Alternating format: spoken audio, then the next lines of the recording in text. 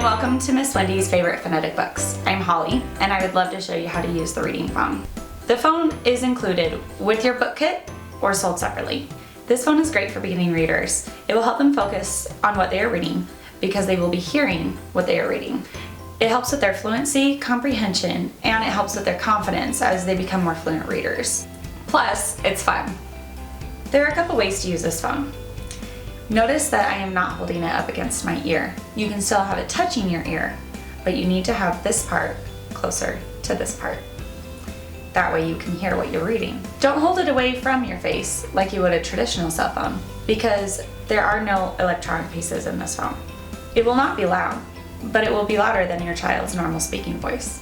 This phone is a little bit smaller than a typical cell phone, but it will fit your child's face better, and it will be louder for a child than it will be for an adult. Another way to use Miss Wendy's reading phone is like this. This technique creates a louder sound. Notice that I'm going to keep my phone right up against my cheek, and I'm going to cut my hand over the mouthpiece and keep it close to my lips. This creates a louder sound.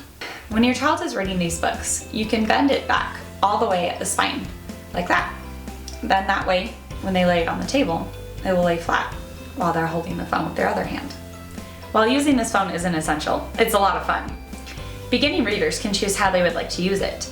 Either way, it's amazing how it can help them focus as they're reading Miss Wendy's favorite phonetic books.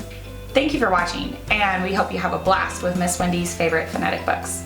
For more information, please visit MissWendysBooks.com.